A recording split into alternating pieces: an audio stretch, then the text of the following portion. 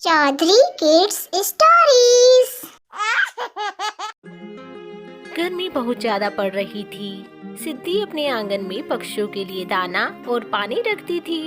हर रोज वहाँ 5 कबूतर आया करते थे। वे 5 भाई थे। 5 भाई पानी और अनाज खाते और अपने घर लौट जाते। यह देखकर सिद्धि का मन बहुत प्रसन्न होता था। आ गए मेरे पांचों 5 कबूतर। पानी पियो, अनाज खाओ। सिद्धि उन्हें पानी पिलाकर अनाज खिलाकर खूब प्रसन्न होती और खुद भी आराम करने चली जाती। 5 कबूतर में से एक कबूतर बहुत चालाक था, जो सबसे बड़ा था। वो 5 भाइयों को कहता था, अरे कितना खाए जा रही हो, मैं सबसे बड़ा हूँ, इसलिए सबसे पहले मुझे खाने दो। बड़ा कबूतर सारा अनाज अकेले खा जाता था। बाकी थोड़ा सा अनाज बाकी कबूतरों के लिए छोड़ देता था। चारों कबूतर बहुत सीधे और भोले थे और बड़े कबूतर की बात मानते थे। धीरे धीरे बड़ा कबूतर बहुत मोटा हो गया। उससे मोटापे के कारण उड़ा भी नहीं जा रहा था, लेकिन वो खाने से बाज ही नहीं आ रहा था। चारों कबूतर ये देखकर हैरान थे। चारों ने एक दिन चर्चा की, बड़े भैया इतने मोटे होते जा रहे हैं, 4 दाने देते हैं खाने के लिए। सिद्धि तो पेट भर कर खिलाना चाहती है, मगर हमारा भाई वो कुछ नहीं छोड़ता हमारे लिए। सही कहते हो, देखो जरा कितना मोटा हो गया है, लेकिन इसे हम पर दया नहीं आती। हम तो दिन प्रतिदिन कमजोर होते जा रहे हैं। चारों बहुत चर्चा करते हैं, लेकिन किसी को भी नतीजा नहीं आते। फिर एक दिन चारों सिद्धि के आंगन में खाने के लिए जाते हैं। तभी सिद्धि को नजर बड़े कबूतरों पर जाती है। हाँ? कितनी देर से ये बड़ा ही कबूतर खाया जा रहा है और अचानक इतना मोटा कैसे होता गया? हाँ, और बाकी की इतनी कमजोर। जरूर दाल में कुछ काला है। 2-3 दिन तक सिद्धि ये देखती रही कि बड़ा कबूतर सारे अनाज खा लेता है और थोड़े से अनाज छोटे भाइयों के लिए छोड़ देता है, जिससे उन चारों का पेट नहीं भरता और वो चारों कमजोर हो रहे हैं। तो ये बात है। अब मैं खाती हूँ। सिद्धि बड़े कबूतर को पिंजरे में बंद कर देती है। ये देखकर बाकी चारों डर जाते हैं, तो वो उनसे कहती है, तुम्हें डरने की जरूरत नहीं, तुम अनाज खाओ। ये सजा सिर्फ तुम्हारे बड़े भाई के लिए है। बड़ा कबूतर हैरान हो जाता है और पूछता है, क्यों, ऐसा क्यों भाई?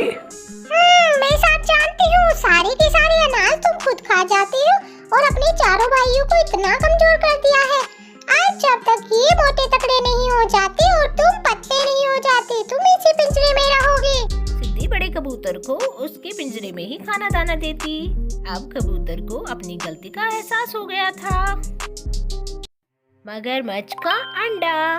जंगल के बड़े तालाब के अंदर बहुत सारे मगरमच्छ रहते थे। उनमें से एक मादा मगरमच्छ थी, जिसने अपने अंडे पास के पेड़ के अंदर छुपा कर रखे थे।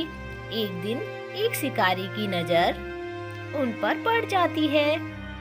अरे ये तो मगरमच्छ के अंडे हैं, मगर ये इन्हें शहर ले जाऊं तो बहुत अच्छे पैसे मिलेंगे। कई लोग मगरमच्छ के अंडे देखने चाहते हैं। किसी ऐसी जगह ले जाऊंगा जहां पर लोग इसका अच्छा दाम दे सकें। शिकारी जोर जोर से बातें खुद से ही कर रहा था और उसकी ये बात मगरमच्छ सुन लेती है। अरे ये मेरे अंडों को लेकर जा रहा है, अब मैं किससे मदद मांगू? मगरमच्छ छटपटाने लगती है और धीरे धीरे पानी से वह बाहर आने लगती है, ताकि वो अंडों को बचा सके। लेकिन उससे पहले शिकारी बड़ी तेजी से उसके अंडों को उठाकर भागने लगता है। तभी पेड़ पर बैठे मगरमच्छ से कहता है, अरे तुम बाहर कैसे आ गई? बड़ी परेशानी में लग रही हो, बात क्या है, मुझे बताओ। वो मेरे अंडे लेके गया है, मैं इतनी तेज नहीं दौड़ सकती।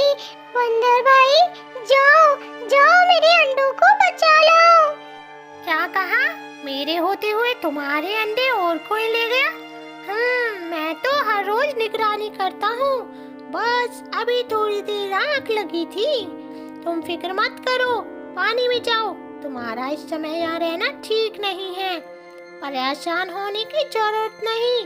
मैं अभी आता हूँ और तुम्हारे अंडे लेकर आता हूँ। बस बस बातें मत करो, जल्दी जाओ। हाँ, जाता हूँ।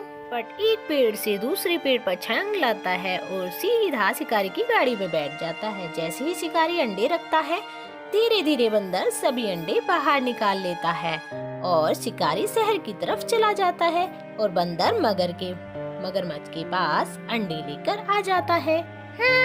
ये लो दोस्त, कहा था ना तुम्हारे अंडे लेकर वापस आऊंगा। अब मजे से रहो। अब तो कुछ ही दिनों की बात है, अंडे बिल्कुल सुरक्षित हैं। बिल्कुल ध्यान से रखूंगा। अपना ख्याल रखो। तुम अंडों की चिंता तो छोड़ दो। अभी दोनों बात ही कर रहे थे, अंडों से चटकने की आवाज आती है। हाँ, मेरे बच्चे बाहर आ रहे हैं। बंदर जल्दी से नीचे रखो अंडों को। बंदर अंडे नीचे रखता है और दोनों अंडों से मगरमच्छ बच्चे बाहर आ जाते हैं। सभी बहुत खुश थे। बंदर भाई, तुमने मेरी बहुत मदद की। तुम्हारा बहुत बहुत शुक्रिया। अरे शुक्रिया की बात नहीं है, देखो मैं मामा बन गया, बंदर मामा। एक बार की बात है, एक तालाब में एक मेंढक रहता था। उसका कोई मित्र नहीं था, इसलिए वो बहुत उदास रहता था। वो हमेशा अच्छे मित्र के लिए भगवान से प्रार्थना करता था ताकि उसकी उदासी और अकेलापन दूर हो सके। उस तालाब के पास एक पेड़ के बिल में एक चूहा रहता था। वह बहुत ही हंसमुख स्वभाव का था। एक दिन वह मेंढक को देखकर उसके पास गया और बोला, मित्र, कैसे हो तुम? मेंढक उदास स्वर में बोला, मैं अकेला हूँ, मेरा कोई मित्र नहीं, इसलिए बहुत दुखी हूँ। उदास मत हो, मैं हूँ ना, मैं तुम्हारा मित्र बनूंगा। जब भी तुम्हें मेरे साथ समय बिताना हो तो मेरे बिल में आ सकते हो। चूहे ने कहा। चूहे की बात सुनकर मेंढक और चूहा अच्छे मित्र बन गए। वे दोनों तालाब के किनारे कई घंटे गपशप करते। अब मेंढक खुश रहने लगा था। एक दिन मेंढक को एक उपाय सूझा। उसने चूहे से कहा, क्यों ना हम रस्सी को हम दोनों अपने अपने पैरों में बांध लें। जब भी मुझे तुम्हारी याद आएगी, मैं रस्सी को खींचूंगा और तुम्हें पता चल जाएगा। चूहा ये बात मान गया। उन्होंने एक रस्सी ढूंढी और दोनों ने अपने अपने पैरों में बांध ली। आकाश में घूम रहा चील चूहे को पकड़ने के लिए उस पे झपटा मारता है। यह देखकर मेंढक भयभीत हो गया और अपना जीवन बचाने के लिए तालाब में कूद गया। जल्दी में भूल गया रस्सी का दूसरा छोर उसके मित्र के पैरों में बंधा है। चूहे भी तालाब में खींचा चला गया और डूबकर बेचारा चूहा मर गया। बाद में चूहे का शव तालाब के पानी पर तैरने लगा।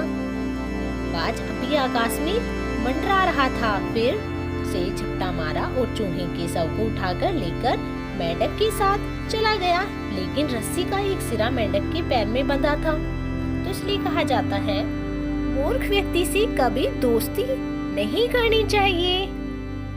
तो प्यारे दोस्तों, आपको स्टोरी कैसी लगी? स्टोरी अच्छी लगी है तो प्लीज लाइक शेयर और सब्सक्राइब करें।